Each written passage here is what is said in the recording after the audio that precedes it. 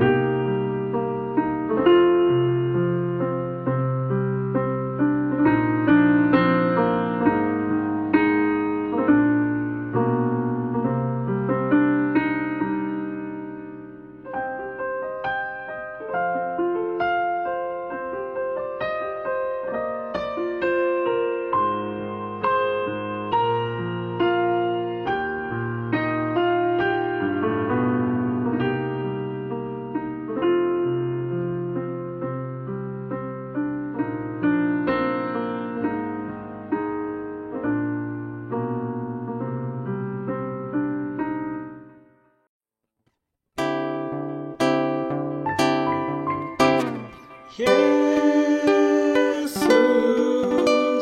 Tuhan, dengar doaku. Orang lain kau ambil, Jangan jauh terus.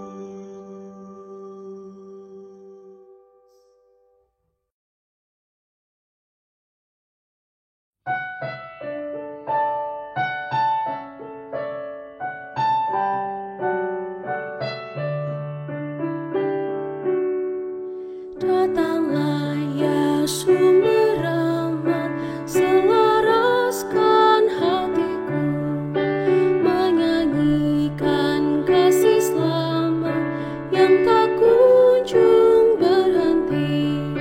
Ajar aku madahinya di balai surgamu, aku puji gunung kokoh, gunung pengasihanmu. Hingga kini ku selamat dengan kuat yang kau beri. Ku harapkan akan dapat sampai di negeri seri. Yesus cari akan daku, domba binal yang sesat untuk membela diriku, dipikulnya salib berat. Tiap hari ku berutang pada kasih abadi. Lantailah hatiku curang dengan rahmat tak henti. Ku dipikat pencobaan, meninggalkan kasih-Mu. Inilah hatiku Tuhan, meteraikan bagi-Mu.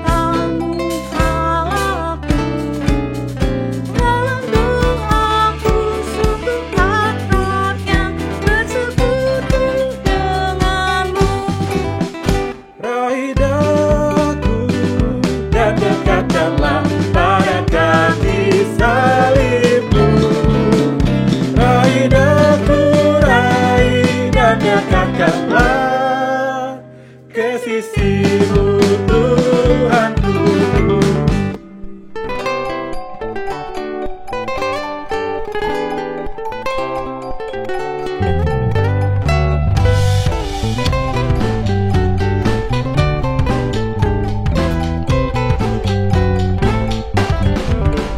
Dalam dunia tak seutuhnya ku pahami kasih-Mu. Sukacitaku merubah lengkap bila ku di rumah-Mu. Raih daku Dan dekatkanlah pada kaki salib-Mu.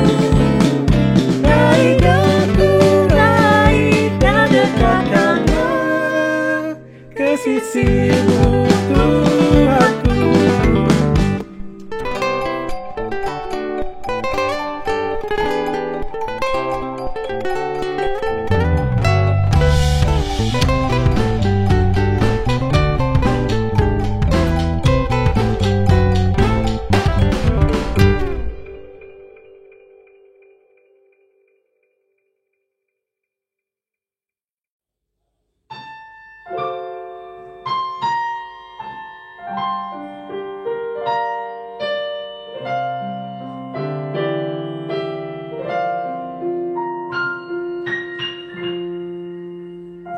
Ya Yesus, ku berjanji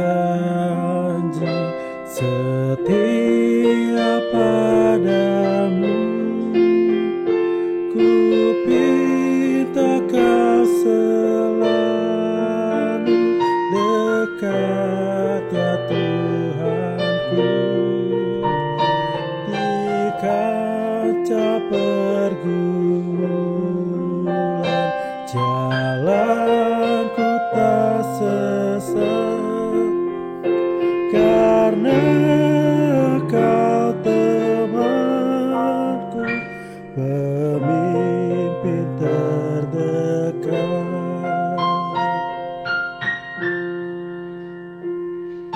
dekaplah aku Tuhan, dirimu dunia penuh kilauan hampa dan suara godanya.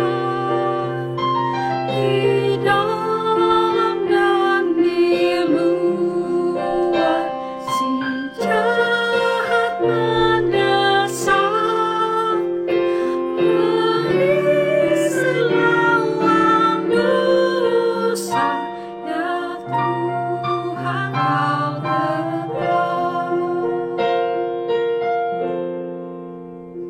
Ya Yesus, Kau berjanji kepada umat-Mu, di dalam kemuliaan Kau sambut hamba-Mu. Dan aku pun berjanji setia padamu. Berikanlah karunia mengikut-Mu teguh.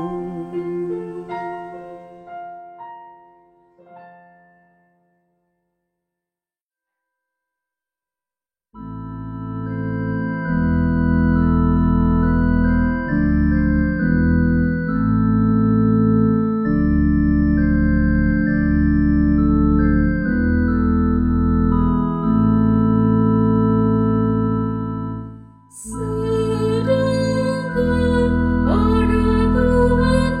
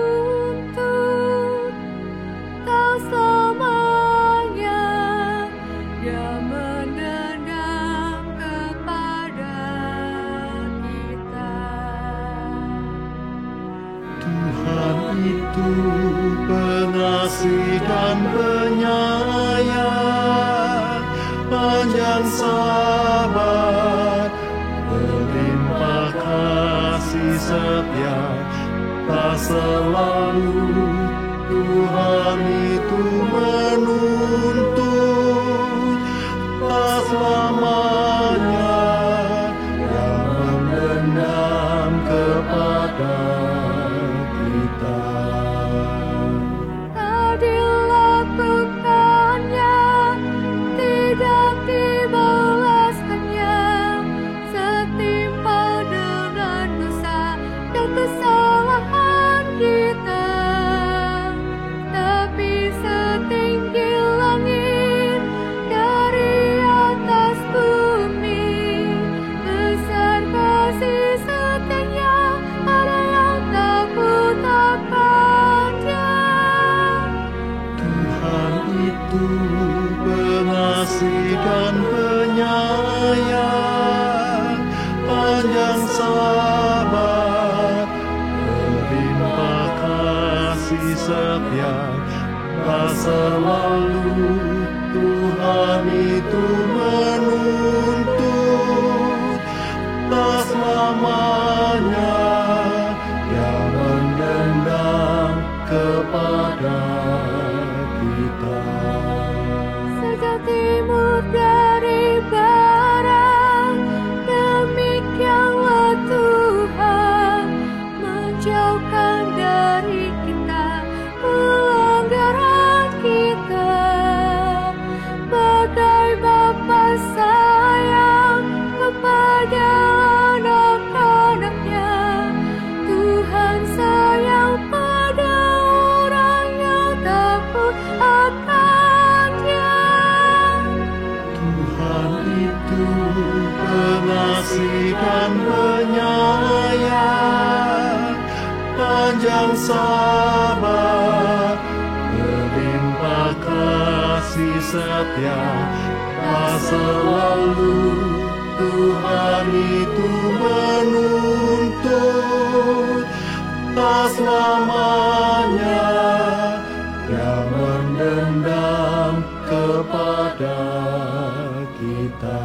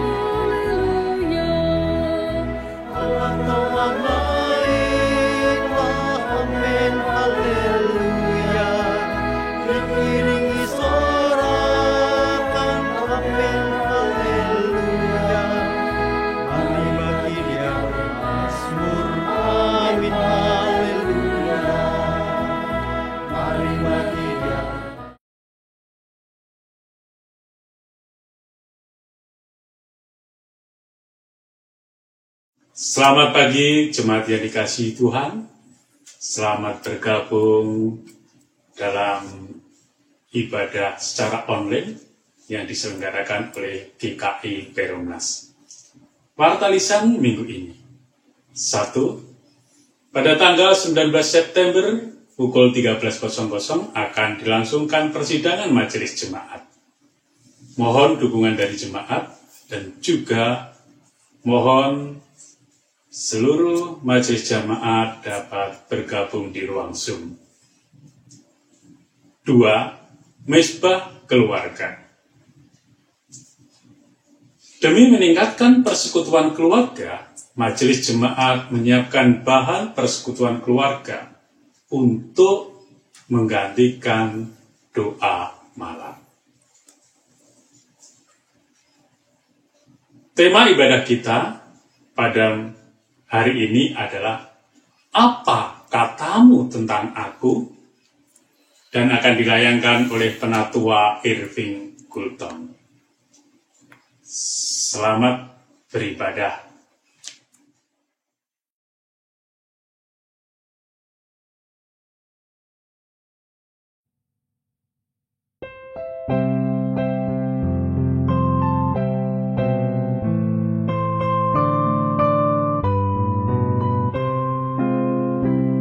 Hari Minggu, hari yang mulia, itu hari Tuhanku. Ia bawa rasa bahagia masuk dalam hatiku. Hari Minggu, hari Tuhan, hari suci dan teduh. Hari Minggu, hari Tuhan, hari suci dan teduh. Hari Minggu, hari istirahat bagi badan yang letih. Firman Tuhan turun bawa nikmat untuk hati yang sedih. Hari Minggu, hari Tuhan, hari suci dan teduh. Hari Minggu, hari Tuhan, hari suci dan teduh.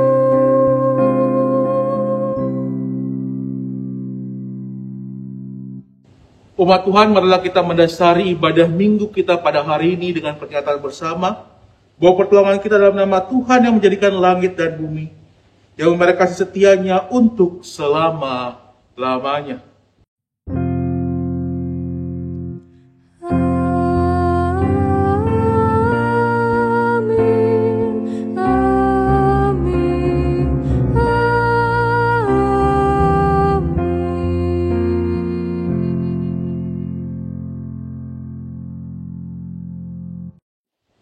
Tuhan besertamu. Apakah alasan Anda ikut Yesus? Pertanyaan ini sederhana, tapi jawabnya bisa amat beragam. Jawabnya bisa amat filosofis, karena Dia firman hidup, Alfa Omega, Anak Allah. Bisa juga amat praktis, karena orang tua saya percaya Kristus. Ya, saya juga. Atau malah jawabnya bisa amat gamblang. Engkau adalah Mesias. Markus pasal 8 ayat 9. Banyak alasan-alasan kita untuk ikut Yesus. Itulah mengapa Yesus bertanya, kata orang, siapakah aku ini? Yesus menyadari bahwa ada berbagai macam harapan pengikutnya atas dirinya. Dan bahkan harapan-harapan itu mencoba mengatur dan mengekang arah pelayanan Yesus. Di dalam kondisi ini, Yesus mencoba meluruskan apa makna sebenarnya menjadi Mesias. Dan apa makna menjadi pengikutnya? Hal ini yang akan kita renungkan bersama dalam tema, apa katamu tentang aku? Dan harapannya kita bisa mengerti harapan Yesus pada pengikutnya. Seperti yang Kristus katakan pada Markus pasal 8 ayat 34. Setiap orang yang mau mengikut aku, ia harus menyangkal dirinya, memikul salibnya, dan mengikut aku. Jemaat yang dikasihi Tuhan, tentu saja dalam berperilaku sehari-hari dan juga dalam pelayanan gereja kita, banyak kesalahan dan kadang mendukakan hati Tuhan. Oleh karena itu, marilah kita bersama-sama datang ke hadirat Tuhan untuk mengakui dosa-dosa kita. Kita berdoa. Ya Tuhan Allah kami yang kami sembah dalam nama Tuhan Yesus Kristus. Saat ini kami umat-Mu bersama-sama menghadap kehadirat-Mu, memohon ampun atas segala dosa dan salah kami. Mungkin kami kurang peduli terhadap sesama kami. Gereja kami bisa saja kurang peduli terhadap jemaat dan juga masyarakat sekitar. Mungkin tutur kata kami menyakiti hati keluarga kami, menyakiti hati tetangga kami, juga menyakiti hati Tuhan. Ya Tuhan, biarkanlah apa yang sudah kami lakukan yang tidak berkenan bagi Tuhan, kiranya Tuhan mau mengampuninya. Di dalam nama Tuhan Yesus kami sudah berdoa. Amin.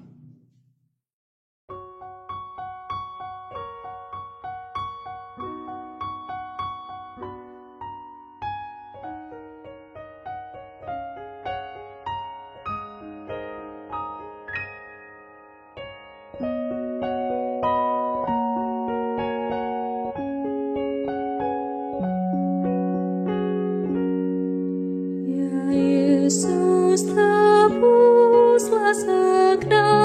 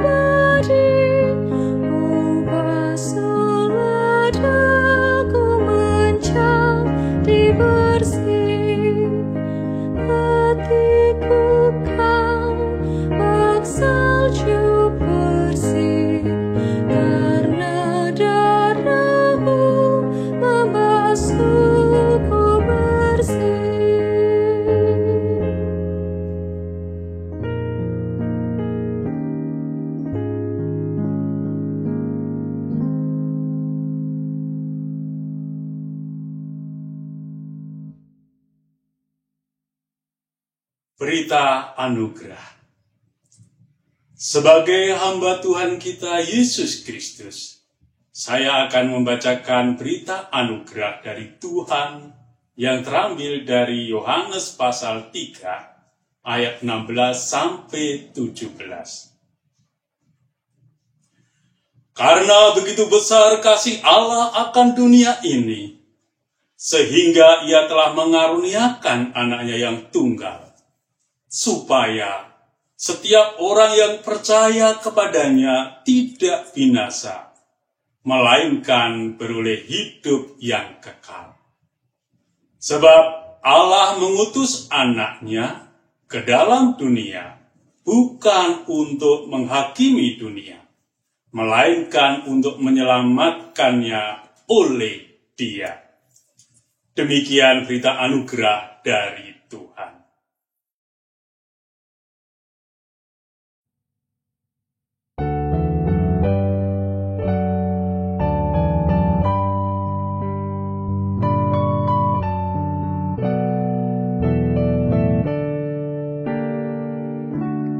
Jadilah Tuhan kehendak-Mu, Kaulah penjunanku tanahnya.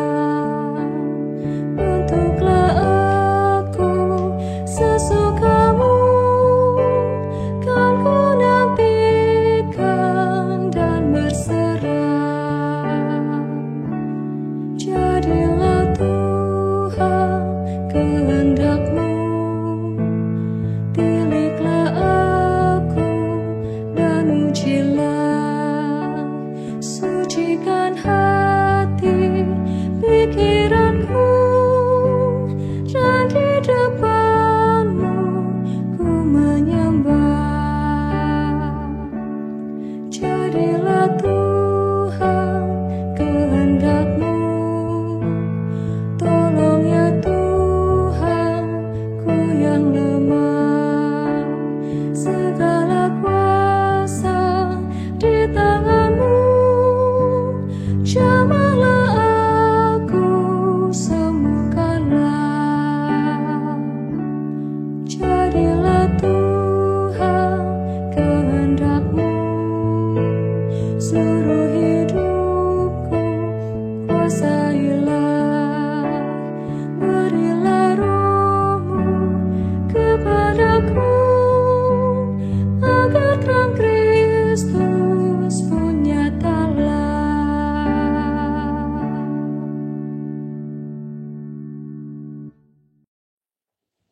Umat Tuhan, pada hari ini mari kita persiapkan hati kita untuk menyambut firman Tuhan. Mari kita bersatu di dalam doa.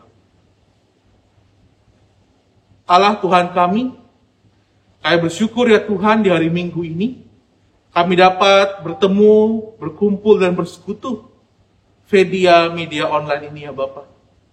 Di hari Minggu ini ya Tuhan, kami kembali rindu untuk mendapatkan pandu, mendapatkan terang dari firman-Mu, sehingga kami dapat mengerti ya Allah, apa yang mau Tuhan perintahkan, firmankan, dan pimpin dalam setiap langkah kami.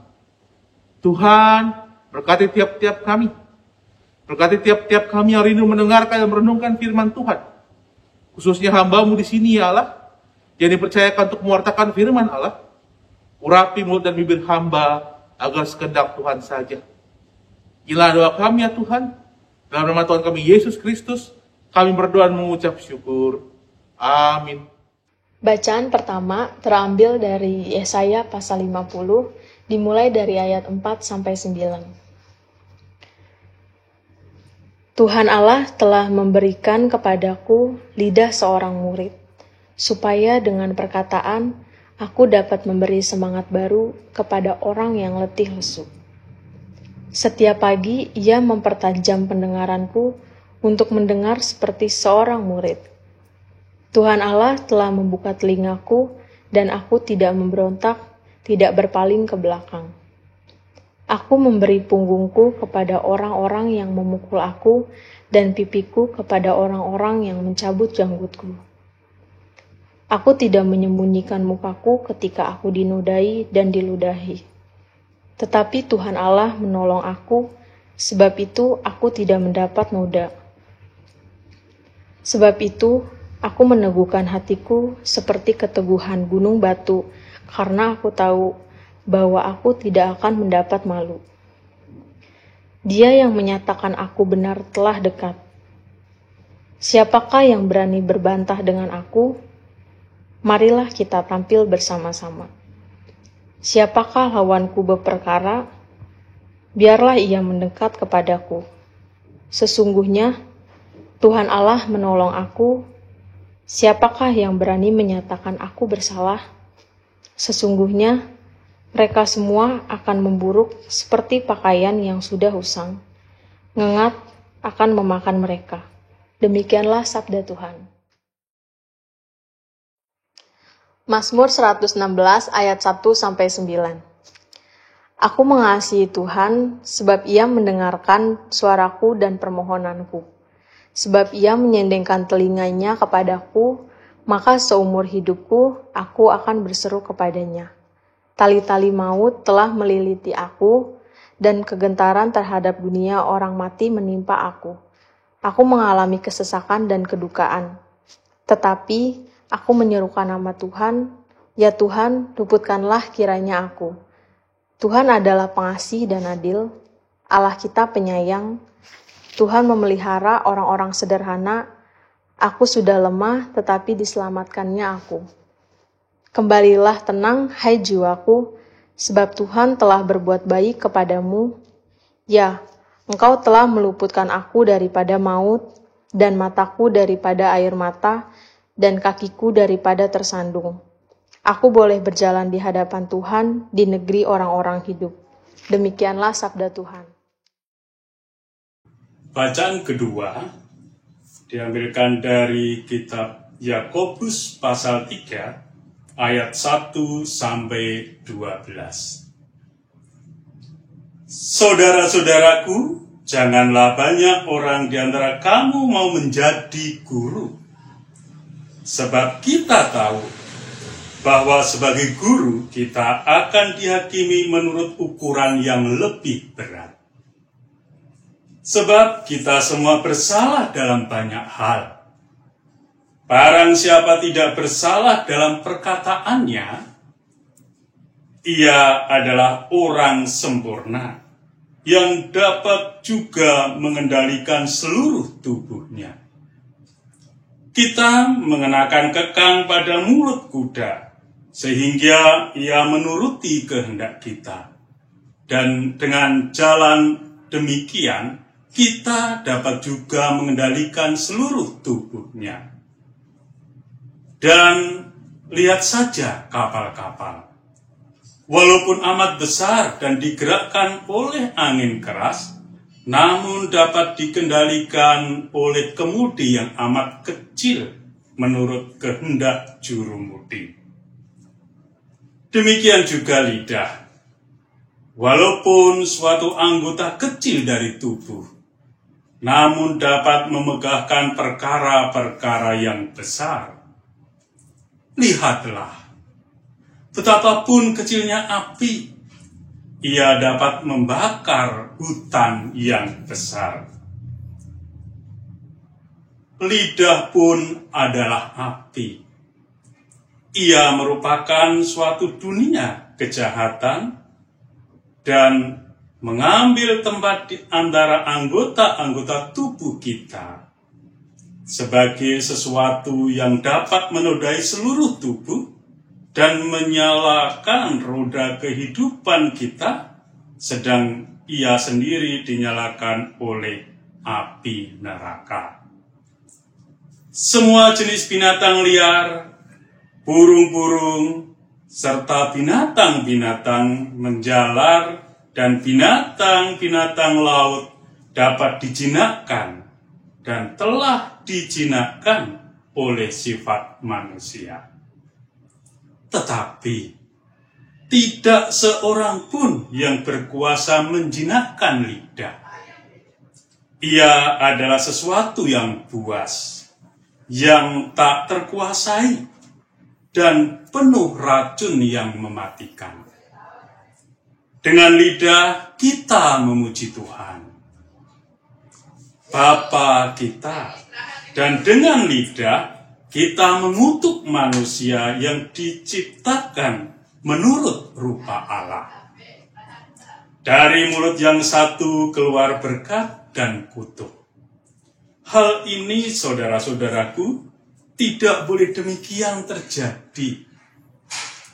Adakah sumber memancarkan air tawar dan air pahit dari mata air yang sama?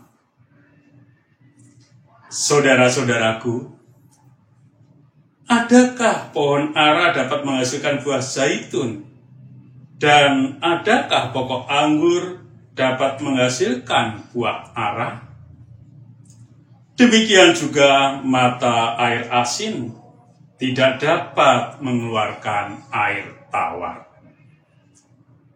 Demikian sabda Allah.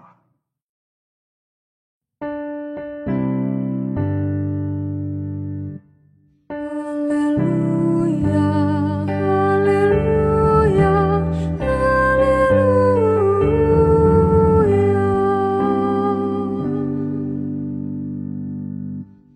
Umat Tuhan, bacaan Injil kita terambil dari Injil Markus. Markus pasal ke-8, ayat ke-27 sampai ke-38. Markus pasal 8, ayat 27 sampai ke-38. Kemudian Yesus beserta murid-muridnya berangkat ke kampung-kampung di sekitar Kaisarea Filipi. Di tengah jalan ia bertanya kepada murid-muridnya, katanya, "Kata orang, siapakah aku ini?" Jawab mereka, "Ada yang mengatakan Yohanes Pembaptis, ada juga yang mengatakan Elia, ada pula yang mengatakan seorang dari para nabi." Ia bertanya kepada mereka, "Tetapi apa katamu, siapakah aku ini?" "Engkau," maka jawab Petrus, "engkau adalah Mesias." Lalu Yesus melarang mereka dengan keras supaya jangan memberitahukan kepada siapapun tentang Dia. Kemudian mulailah Yesus mengajarkan kepada mereka bahwa Anak Manusia harus menanggung banyak penderitaan dan ditolak oleh tua-tua, imam-imam, kepala, dan ahli-ahli Taurat. Lalu dibunuh dan bangkit sesudah 3 hari. Hal ini dikatakannya dengan terus terang, tetapi Petrus menarik Yesus ke samping dan menegur dia. Maka berpalinglah Yesus dengan sambil memandang murid-muridnya yang memarahi Petrus, katanya, "Enyahlah iblis, sebab engkau bukan memikirkan apa yang dipikirkan Allah, melainkan apa yang dipikirkan manusia." Lalu Yesus memanggil orang-orang banyak dan murid-muridnya dan berkata kepada mereka, "Setiap orang yang mau mengikut aku, ia harus menyangkal diri, memikul salibnya, dan mengikut aku. Karena siapa yang mau menyelamatkan nyawanya, ia akan kehilangan nyawanya. Karena aku dan karena Injil, ia akan menyelamatkan. Apa gunanya seorang memperoleh seluruh dunia, tetapi ia kehilangan nyawanya? Karena apakah yang dapat diberikannya sebagai ganti nyawanya? Sebab barang siapa malu karena aku, dan karena perkataanku di tengah-tengah angkatan yang tidak setia dan berdosa ini, Anak Manusia pun akan malu karena orang itu, apabila ia datang kelak dalam kemuliaan Bapanya, diiringi malaikat-malaikat kudus." Demikianlah pembacaan Injil Yesus Kristus dan semua pembacaan Alkitab. Berbahagia bagi setiap kita yang mendengarkan firman Tuhan, merenungkannya, serta memeliharanya. Haleluya.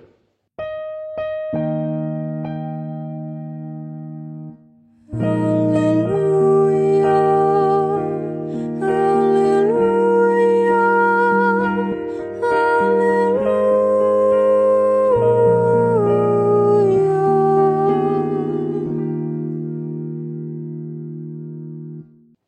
Apa katamu tentang aku? Sebuah pertanyaan inilah umat Tuhan yang menjadi tema kita pada minggu ini. Bicara soal tema ini dan perikop yang dari Markus yang telah kita baca tadi, tiba-tiba tuh saya teringat ada sebuah lagu Kidung Jemaat. Lagunya begini, umat.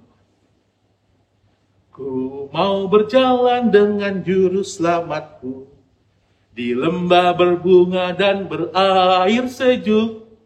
Waduh, nggak ada yang jawab ya, karena ibadah ini adalah ibadah online kan.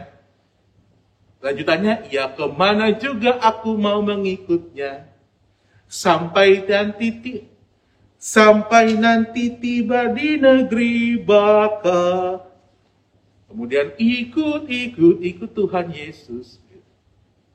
Lagunya riang, iramanya senang, kalimatnya juga penuh dengan sukacita. Jadi ikut Yesus itu tampaknya seperti berjalan di lembah berbunga dengan air sejuk. Tapi apakah mengikuti Yesus selalu berbunga, mengikuti Yesus selalu seperti berenang di air yang sejuk? Nah, ternyata umat Tuhan, lagu ini ada bait yang keduanya. Ku mau berjalan dengan juru selamatku di lembah gelap, di badai yang menderu. Aku takkan takut dalam bahaya apapun, bila ku dibimbing tangan Tuhanku. Ternyata nggak sekedar suka-suka saja, senang-senang saja.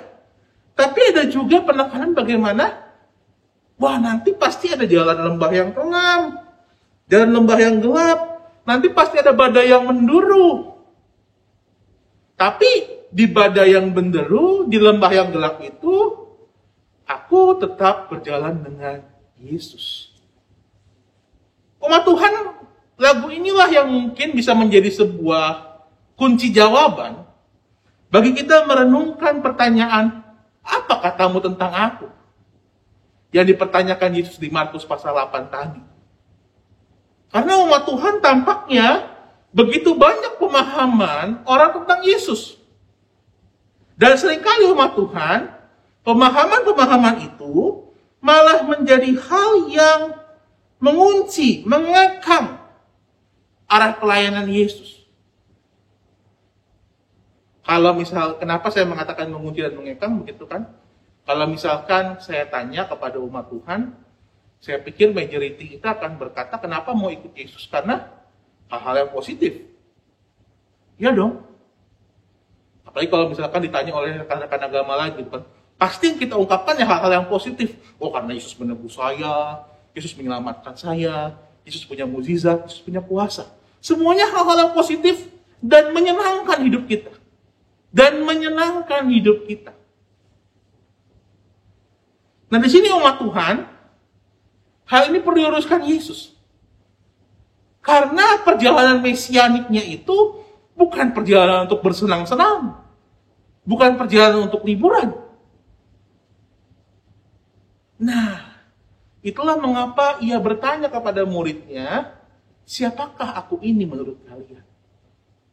Dan Petrus memang menjawab dengan benar. Menjawab dengan lugas dan tegas. Engkaulah Mesias. Yang artinya diurapi, yang dalam benak orang Israel adalah keturunan Daud yang akan membebaskan mereka. Tapi kemudian umat Tuhan, kisah berlanjut. Kemudian Yesus melanjutkan pengajarannya. Setelah dia membenarkan Petrus, dia menceritakan bagaimana bahwa Mesias itu akan diolok-olok, akan dimusuhi oleh para tua-tua, akan dibunuh dan akan mati, tapi dia kemudian akan bangkit. Mendengar perkataan Yesus di Kaisarea itu, Petrus kemudian mungkin marah, mungkin bingung, mungkin kecewa, dan akhirnya memilih untuk menarik Yesus dan mengatakan, untuk apa kau ngomong seperti itu? Untuk apa guru ngomong seperti itu? Tentu bagi kita yang di saat ini, tindakan Petrus itu adalah hal yang lancang, kan begitu kan? Guru lagi ngomong, tiba-tiba ditarik, kan begitu. Tapi umat Tuhan, disinilah kita bisa melihat ada sebenarnya pergumulan dan banyak pertanyaan dalam hati Yesus, dalam hati Petrus. Kalau dia Mesias, mengapa dia ngomong soal menderita? Mengapa dia ngomong soal kekalahan? Mengapa dia ngomong soal kematian? Apalagi umat Tuhan, fakta historis sedikit, gitu kan? Tempat di mana Yesus berbicara atau mengajar tadi itu adalah di Kaisera. Kaisera itu umat Tuhan adalah markas Legion Romawi. Jadi di Kaisera itu umat Tuhan ada markas Legion Romawi. Nah, kita pernah belajar bersama bahwa di masa kehidupan Yesus itu ada pertikaian politik antara orang Yahudi dan orang Romawi. Romawi menaklukkan keyahudian, menaklukkan Israel. Israel menjadi perjanjian taklukan. Maka orang Yahudi itu sangat menginginkan kemenangan atas Romawi. Sangat menginginkan superioritas atas Romawi. Sangat menginginkan intervensi Tuhan. Romawi itu Tuhan hancurin dong. Dia menindas kami soalnya sama kayak Mesir dulu. Sama dengan Palestina dulu. Filistin dulu. Maka orang Israel sangat mengharapkan keturunan Daud, Mesias, karena harapannya Mesias ini bisa seperti Daud mengusir Filistin, dan dalam konteks mereka adalah mengusir Romawi. Mereka ingin Mesias perang, mereka ingin jenderal perang, dan jenderal perang itu, pengharapan jenderal perang itu dihadapkan dan diberikan kepada Yesus. Dan tentu saja Yesus tidak setuju dengan pemahaman mesianik itu. Bukan untuk itu Yesus datang. Yesus bukanlah seorang Mesias Yahudi atau Mesias institusi seperti Daud. Gitu kan? Ya mungkin nanti di hadapan Petrus begitu kan, kalau Yesus jadi raja gitu kan, minimal Petrus jadi perdana menterinya gitu kan. Para murid jadi menteri apa, menteri koordinator apa kayak gitu para murid begitu kan. Ada bicara soal power. Tapi Yesus bukan Mesias yang seperti itu, umat Tuhan. Yesus adalah Mesias rohani. Yesus menekankan bagaimana dia mau menebus dosa kita. Yesus menekankan bagaimana dia mau mati dan bangkit menyelamatkan umat manusia. Memulihkan relasi antara Allah dan manusia yang rusak karena dosa. Mesias rohanilah yang menjadi jalan Yesus. Mesias yang mau turut menderita. Mesias yang mau mengambil jalan menderita dengan Bapak, Ibu, dan saya. Mesias yang di bait yang kedua, di KJ 370 tadi. Ku mau berjalan dengan juru selamatku di lembah gelap, di badai yang menderu. Itu Yesus. Mesias rohani kita yang berjalan di badai gelap kita bersama dengan kita. Bukan yang jauh di kekaisarannya atau di kursi agungnya, bukan, dia dekat dan lekat bersama dengan kita. Narasi Mesias rohani inilah, pemahaman teologi Mesias rohani inilah yang mau dibawa Yesus, sehingga Mesias bukan lagi sekedar raja atau jenderal, tapi bisa menjadi juru selamat, sahabat yang lekat dan dekat dengan kita. Tetapi umat Tuhan tentu saja ada sebuah prasyarat untuk memiliki hubungan yang lekat dan dekat dengan Tuhan itu. Sebuah prasyarat yang sederhana tapi sulit. Itulah mengapa di ayat yang ke-34 Yesus menekankan satu hal yang tegas. Setiap orang yang mau mengikut aku, ia harus menyangkal diri, memikul salib, dan mengikut aku. Sebelum sampai kepada sikap untuk mengikut Yesus, ada sebuah proses di mana kita harus menyangkal diri dan berani ikut salib. Apa proses menyangkal diri itu, Bapak Ibu terkasih? Menyangkal diri itu kalau sederhananya Bapak Ibu mungkin seperti lagu begini. Jangan kehendakmu Bapa, kehendakmu jadilah. Jangan kehendakmu Bapa, tapi kehendakmu yang jadi. Itu yang disebut menyangkal diri secara sederhana, Bapak Ibu. Itulah yang Petrus gagal. Petrus punya begitu banyak keinginan, punya begitu banyak kehendak, dan dia mengharapkan Yesus menjadi pemenuhan atas segala keinginan dan kehendak itu. Disitulah maka Yesus dengan tegas mengkritik dia, enyahlah kau iblis, karena Petrus gagal untuk menyangkal diri. Gerak pertama yang dibutuhkan untuk mengikuti Yesus secara utuh. Gerak kedua yang Yesus tekankan dalam ayat 34 adalah memikul salib. Memikul salib itu saya rasa bisa kita kaitkan dengan hamba Tuhan di Yesaya 50. Bacaan pertama kita. Di Yesaya 50, Bapak Ibu terkasih, dikatakan di sana, bagaimana seorang hamba Tuhan yang taat itu harus dipukuli, dicabut jenggotnya, bahkan diludahi. Hamba Tuhan itu mendapatkan tekanan fisik, tekanan mental, tekanan sosial. Karena mengikut Yesus. Karena mengikut pada kehendak Allah. Maka saya rasa pikul salib bicara soal bayar harga. Bayar harga atas apa yang kau percayai. Bayar harga atas yang kau imani. Bayar harga atas yang kau perjuangkan. Bayar harga atas yang kau cita-citakan. Yang menjadi visimu, yang jadi kau impikan. Beranikah kita bayar harga, Bapak Ibu? Kita berani bayar harga untuk mewujudkan impian kita. Kita mau jadi kaya, hidup senang-senang. Tapi beranikah kita bayar harga juga untuk Kristus? Untuk pelayanan Kristus. Untuk dunia yang Tuhan anugerahkan kepada kita. Beranikah kita bayar harga untuk orang-orang di sekitar kita, untuk gereja kita, untuk pelayanan kita? Itulah memikul salib itu, Bapak Ibu terkasih. Seseorang yang berani bayar harga untuk yang ia percayai. Seorang yang tabah, kalau kita pinjam terminologi perenungan minggu laluan, ketabahan, resilience. Tabah itu kan bukan sekedar defensif, Bapak Ibu. Tabah itu kan bicara soal bagaimana saya mau bertahan untuk mengejar, untuk memperjuangkan apa yang saya percaya, yaitu kerajaan Allah itu. Maka itulah memikul salib. Bicara soal ketabahan, bagaimana kita mau memegang apa yang kita impikan dan harapkan itu. Dan kemudian setelah kita bisa tabah, setelah kita bisa menyangkal diri, setelah kita bisa tabah dan memikul salib, kita bisa mengikut Dia, mengikut Yesus.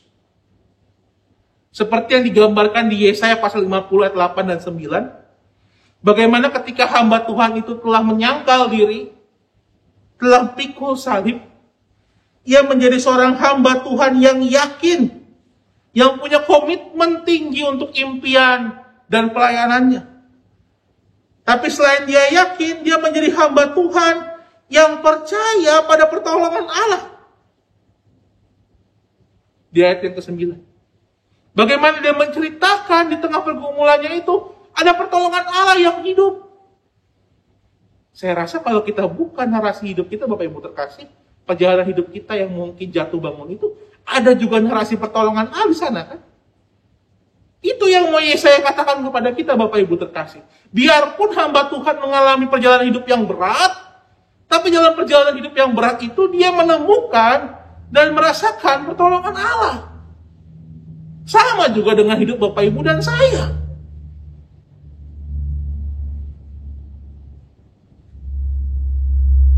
Maka Bapak Ibu terkasih, kalau kita mau percaya pada pertolongan Allah itu, karya Allah itu pada tiap-tiap kita yang menyatakan diri hamba Tuhan, hamba Allah, hamba Adonai dalam bahasa aslinya, sudahkah kita menjadi hamba-hamba Allah yang militan, Bapak Ibu? Ya, saya gunakan kata militan. Karena sebenarnya kata militan dalam bahasa Indonesia sehari-hari itu berarti bersemangat tinggi, penuh gairah, rela berkorban untuk pengabdian. Rela berkorban untuk pengabdian, Bapak. Mengabdi dengan setulus hati. Itulah hamba Kristus yang setia, Bapak. Dia bertahan sampai akhir. Dia bertahan sampai titik darah penghabisan. Memperjuangkan apa yang dia percayai. Mengasihi hingga terluka. Bapak Ibu terkasih, mungkin beberapa minggu ini di media sosial kita ini lagi rame tentang kasus seorang stand-up komedian yang bernama Coki Pardede yang ditangkap karena kepemilikan sabu-sabu.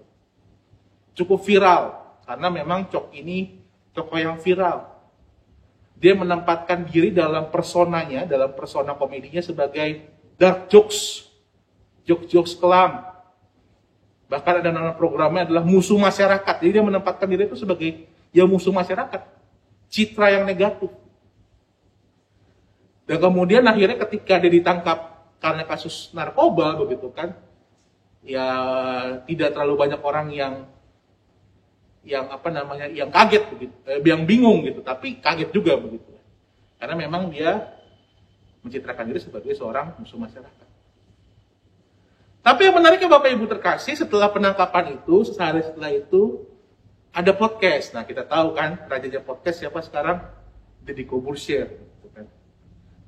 Dia kumpulkan MLI sebagai sebuah perusahaan tempat Cok ini bernaung begitu kan. Dan mereka ngobrol bareng tentang kasus Coki ini karena mereka cukup dekat sebagai rekan.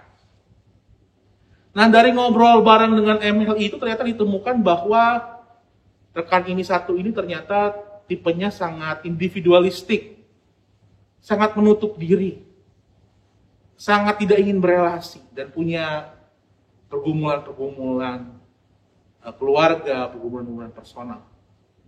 Dan sehingga akhirnya kemudian jatuh pada narkoba. Ditanya sama Corbuzier, MLI tahu nggak sebagai wadah Coki bahwa dia kena narkoba? Tahu. Hah? Tahu? Iya. Karena tahu, maka kami menyiapkan tempat pemulihan baginya. Kami menyiapkan program penyembuhan baginya. Dan salah seorang pendeta dari gereja karismatik, Yeripati Nasarani menjadi bagian dari pemulihan itu. Ternyata sebagai sahabat, mereka menceritakan bahwa mereka kecewa. Ketika Coki disiapkan tempat untuk menyembuhkan, untuk memulihkan, begitu kan. Dan kemudian sempat gagal, kemudian coba lagi, berhasil. Tapi akhirnya kemudian gagal lagi. Mereka sempat kecewa. Tapi sebagai sahabat, dalam podcast Corbuzier tadi mereka mengatakan begini, kalau saya kutip. Coki ini memang why, kata dia. Memang aneh-aneh aja.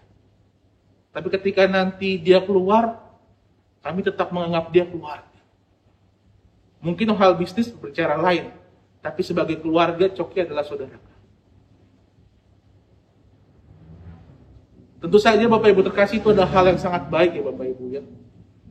Saya tidak mau mengomentari apakah jangan-jangan itu settingan atau segala macam yang kita nggak perlu tahu begitu ya. Tapi saya lihat bahwa ada pesan yang disampaikan. Pesan bahwa tidak mau menyerah kepada seorang sahabat. Pesan yang mau berjuang bayar harga. Kalau Bapak Ibu nanti nonton podcastnya Corbuzier itu, Bapak Ibu bisa lihat bagaimana cerita mereka ketika Coki itu hilang. Mereka harus cari. Ketika udah ketemu, mereka harus ajak dia tes urinnya bener gak ini, lagi waras gak dia. Bahkan keuangannya si Coki ini, teman-temannya ini yang handle gitu kan.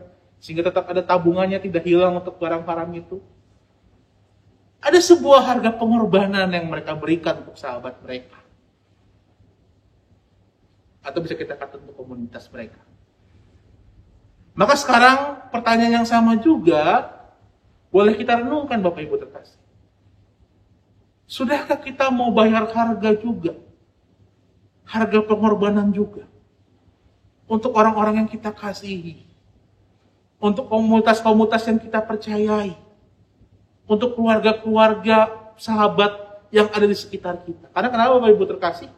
Karena seringkali atas alasan pandemi, atas alasan COVID, kita memilih untuk menutup mata kepada orang di sekitar kita dan mementingkan kebutuhan kita seorang saja. Dan sebenarnya itu juga yang dilakukan Petrus kan, dalam konteks yang berbeda. Petrus tidak mementingkan keselamatan dunia, tidak mementingkan penembusan dosa, padahal dia terus berjalan bersama dengan Kristus. Tapi yang dia pentingkan adalah keselamatan bangsanya dan dirinya. Sehingga akhirnya dia berkata, nggak boleh Tuhan ngomong begitu. Tuhan harus jadi Mesias perang yang kami inginkan. Bukan Mesias rohani yang mati itu. Bapak Ibu terkasih, inilah yang perlu kita renungkan. Mengikut Yesus berarti tidak egois. Mengikut Yesus bukan berarti senang-senang saja. Mengikut Yesus itu berarti apa? Mau pikul salib, mau menjadi berkat bagi sesamanya. Sehingga akhirnya kerajaan Allah dapat diwartakan bagi banyak orang. Ketika Pendeta Yeri sebagai konselor Coki ditanya, apa untungnya buat Anda? Dia jawab, tidak ada. Tapi saya bersuka cita kalau ada orang yang diselamatkan. Kalau ada orang yang sembuh, kalau ada yang pulih. Sudahkah konsep ketulusan itu sudah bisa kita hidupi juga dalam hidup kita di tengah pandemi ini? Konsep yang coba Yesus ajarkan sebagai Mesias yang berkorban dan berjuang. Konsep yang coba Yesus tanamkan supaya kita dapat menjadi perjuang yang sama, menjadi umat yang sama, yang mau hadir, yang mau menopang orang-orang di sekitar kita.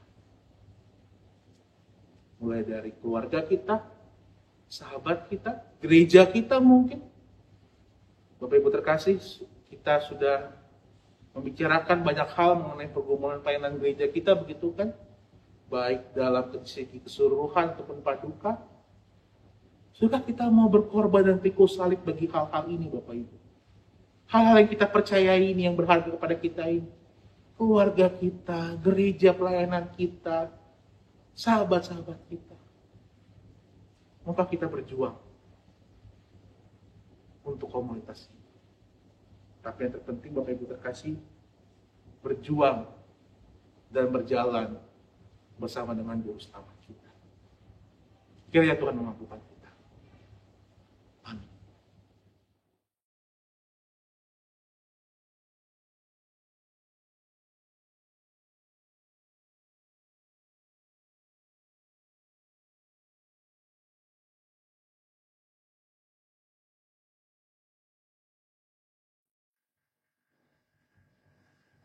Marilah bersama dengan umat Allah masa lalu, masa kini, serta masa yang akan datang, dan sambil mengingat janji baptis kudus, kita ikrarkan pengakuan iman rasuli yang hendaknya masing-masing berkata, Aku percaya kepada Allah, Bapa yang Maha Kuasa, Khalik langit dan bumi, dan kepada Yesus Kristus, anaknya yang tunggal, Tuhan kita, yang dikandung daripada Roh Kudus, lahir dari anak darah Maria, yang menderita sengsara di bawah pemerintahan Pontius Pilatus, disalibkan, mati dan dikuburkan, turun dalam kerajaan maut.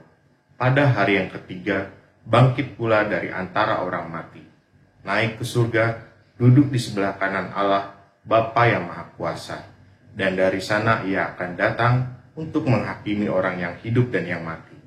Aku percaya kepada Roh Kudus, gereja yang kudus dan am, persekutuan orang kudus, pengampunan dosa, kebangkitan orang mati, dan hidup yang kekal. Amin. Umat Tuhan, mari kita satukan hati di dalam doa syafaat. Mari kita berdoa. Tuhan Allah kami yang pengasih dan penyayang, kembali ya Tuhan kami diingatkan bahwa ada panggilan Tuhan dalam hidup kami untuk menjadi hamba Tuhan yang setia dan tabah dalam melayani. Tuhan, buat kami berani, buat kami percaya untuk memanggul salib-Mu, sehingga kami ya Allah menjadi anak-anak Tuhan yang mau memperjuangkan Tuhan dalam hidup, pekerjaan, dan pelayanan kami ya Allah. Tuhan, pandu kami ya Allah untuk terus membangun kehidupan dan pelayanan kami, sehingga kami benar-benar menjadi hamba Tuhan yang sesuai dengan kehendak Kristus. Pada kesempatan ini ya Tuhan, kami ingin berdoa. Kami ingin berdoa ya Allah untuk saudara-saudara kami yang mungkin tengah dalam pergumulan. Baik mereka yang hidup dalam pergumulan ekonomi. Kiranya Tuhan memampukan mereka. Mereka yang sedang mencari pekerjaan. Mereka yang sedang mengembangkan bisnis usahanya. Tuhan, berikan kuat kuasa-Mu, Roh Kudus-Mu dan pengharapan bagi mereka. Kami juga mau berdoa ya Bapak juga untuk rekan pelayanan kami, sahabat kami yang tengah bergumul dalam hal relasi. Baik relasi antara suami dengan istri, relasi orang tua dengan anak, saudara bersaudara. Tuhan pimpin mereka ya Allah, supaya dengan kuasa kasih-Mu mereka dapat meredakan segala emosi dan ego, sehingga kembali dapat bersekutu dalam kasih setia Tuhan saja. Kami juga mau berdoa ya Tuhan untuk kami yang mungkin tengah mengumulkan masa depan kami. Baik kami yang saat ini tengah mengumulkan sekolah kami ataupun studi kami. Mengumulkan perkuliahan kami. Mengumulkan pasangan hidup kami. Ataupun kami yang tengah mengumulkan untuk merancangkan pernikahan. Ataupun ada yang sedang menantikan keturunan ya Allah. Kami percaya ya Bapa, dalam masa depan yang masih belum jelas ini, Tuhan sudah menunjukkan rancangan, Tuhan sudah memberikan arahan yang baik, yang benar, yang menjadi berkat bagi hidup kami. Ajar kami untuk percaya ya Allah, dalam setiap rancang bangun yang Tuhan telah berikan kepada hidup kami. Kami juga mau berdoa ya Allah untuk gereja Tuhan di tempat ini, rumah kami, GKI Perumnas dan Bajen Kota Bumi. Di masa pandemi ini ya Tuhan, gereja Tuhan pun juga bergumul dalam mengembangkan pelayanannya, bergumul dalam keterbatasan, baik keuangan ataupun hal-hal lainnya ya Allah. Kiranya ya Allah dalam keterbatasan ini, kami dapat bekerja sama. Kami dapat bersatu hati sebagai umat Tuhan. Kami dapat rela memikul salib pergumulan ini bersama-sama, sehingga kami dapat terus menghidupkan dan memajukan gereja Tuhan di tempat ini ya Bapak. Berkati tangan-tangan yang memberi dirinya untuk melayani. Berkati tangan-tangan yang memberi dirinya dalam persembahan. Berkati jiwa-jiwa yang terus menggumulkan dan merenungkan pelayanan gereja kami ini ya Allah. Supaya gereja kami ini tetap berdampak, tetap berjalan dalam terang kasih Tuhan saja. Kami juga tak lupa berdoa ya Allah juga untuk pemerintahan kami dalam kondisi pandemi ini. Kami memohonkan ya Tuhan supaya ada kestabilan sosial politik di dalam nuansa pandemi ini. Sehingga pemerintahan kami dapat berfokus untuk memulihkan kesehatan. Dan juga kemudian akhirnya memulihkan ekonomi bangsa ini ya Bapak. Sudah banyak korban-korban langsung dan tidak langsung dari pandemi COVID-19 ini ya Bapak. Kami bergumul, kami menangis ya Allah. Kiranya Tuhan boleh memampukan kami dengan salib ini. Kiranya kami boleh dapat bersatu hati dengan salib ini. Sehingga kami ya Allah dapat menjadi warga bangsa Indonesia yang bersatu, bersekutu, dan memenangkan pandemi ini. Allah yang Maha Kasih, mungkin masih banyak hal yang dapat kami ungkapkan satu persatu. Tapi kami percaya ya Allah, bahwa Engkaulah Tuhan kami, yang Maha Pengasih dan Penyayang. Doa ini kami haturkan dalam satu nama, Yesus Kristus, Sang Firman yang hidup. Amin.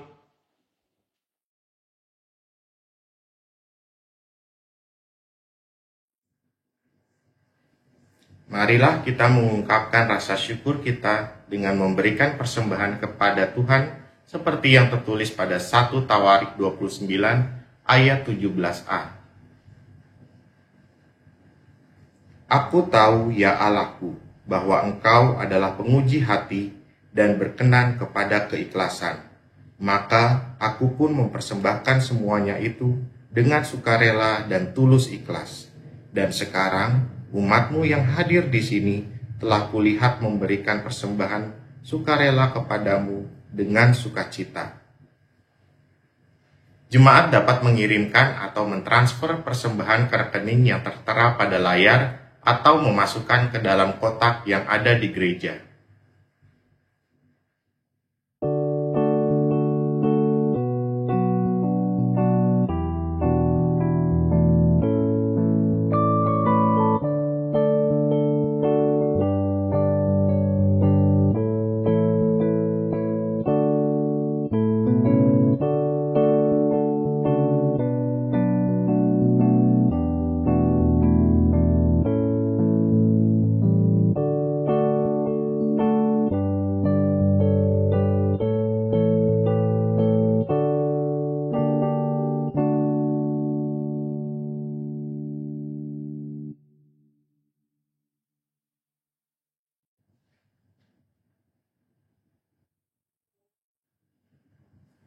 Marilah kita berdoa.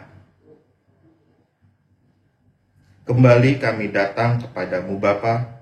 Terima kasih atas segala berkat dan karunia yang telah Engkau limpahkan kepada kami. Saat ini kami membawa ungkapan syukur kami. Kami memberikan persembahan yang asalnya juga dari Engkau. Berkati dan sucikan persembahan ini hanya untuk kemuliaan nama-Mu saja. Berikanlah hikmat untuk tangan-tangan yang dipercaya untuk mengelola persembahan ini, sehingga menjadi berkat untuk pelayanan gereja-Mu. Terima kasih Tuhan, kami alaskan doa ini hanya di dalam nama Tuhan Yesus Kristus. Amin.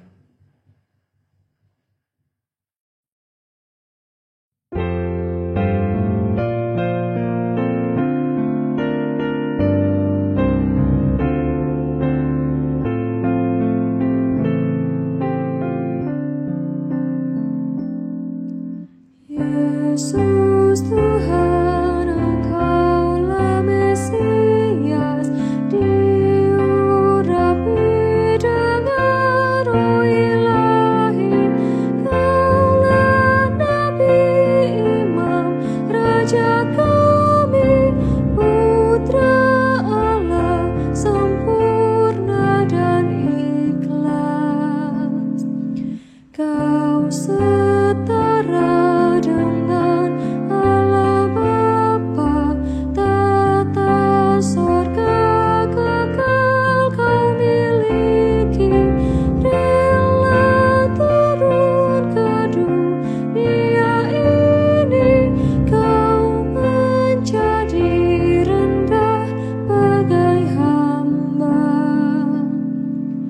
Dalam Yordan engkau dibaptiskan, menggenapkan amanat Bapamu, sampai mati setia dan patuh bagi kami, engkau disalibkan. Kau terima baptisan Yohanes agar kami selamat abadi. Terbenamlah engkau bagi kami yang ke dalam tubuhmu dihapus. Dari maut engkau dibangkitkan, Maha agung nama-Mu ya Tuhan. Dalam Dikau kekal ditemukan hidup baru penuh kesucian.